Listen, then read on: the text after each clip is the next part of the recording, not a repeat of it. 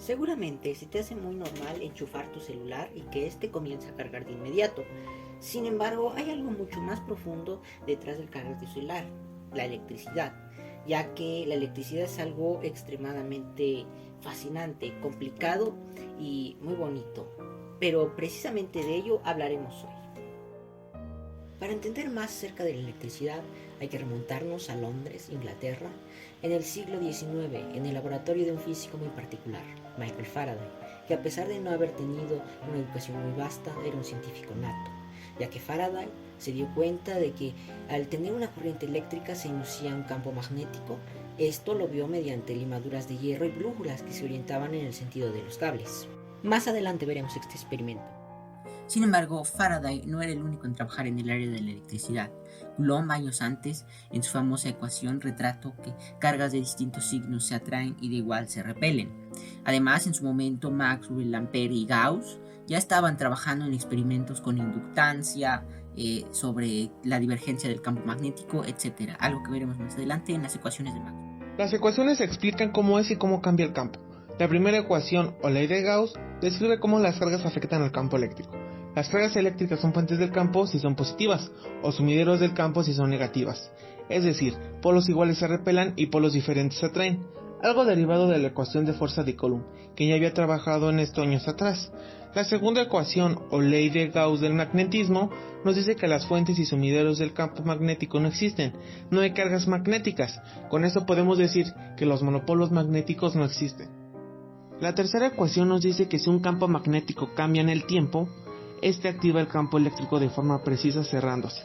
Si el campo magnético aumenta, el eléctrico se orienta en el sentido de las manecillas del reloj. Si decrece, se orienta al contrario.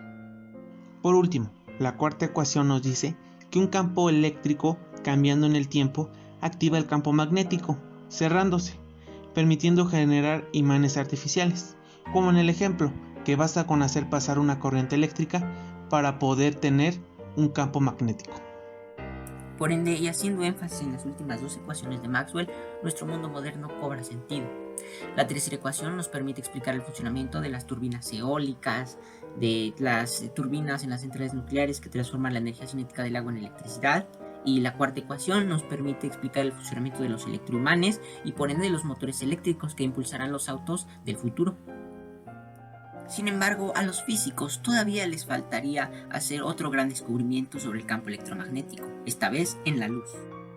En el siglo XX, con el desarrollo de la física de partículas y de la mecánica cuántica, los físicos se dieron cuenta de que la luz también tenía un papel en el campo electromagnético, ya que la luz estaba compuesta por fotones, y estos fotones interactuaban con los electrones de manera que un fotón se comportaba como un paquete de energía.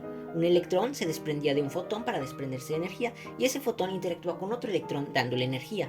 De esta manera la luz que vemos, por ejemplo, en el sol cada día que salimos, también es parte del campo electromagnético. Voy a aclarar lo dicho anteriormente con un ejemplo. Imaginemos que estamos frente a un estanque y lanzamos una roca. La roca, al golpear el agua, creará ondas de choque en el agua. Si estas ondas de choque impactan otra roca, muy probablemente esta roca sienta la influencia del choque del anterior.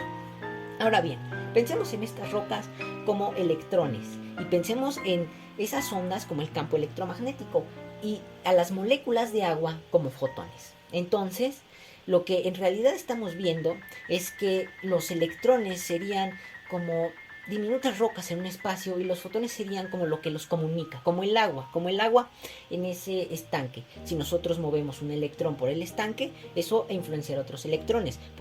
¿A qué me refiero con esto? Por ejemplo, si nosotros a un electrón le aumentamos la temperatura, emitirá luz y probablemente esta luz impacte e influencie a otros electrones. Con esto llegamos al final. Muchas gracias por su atención.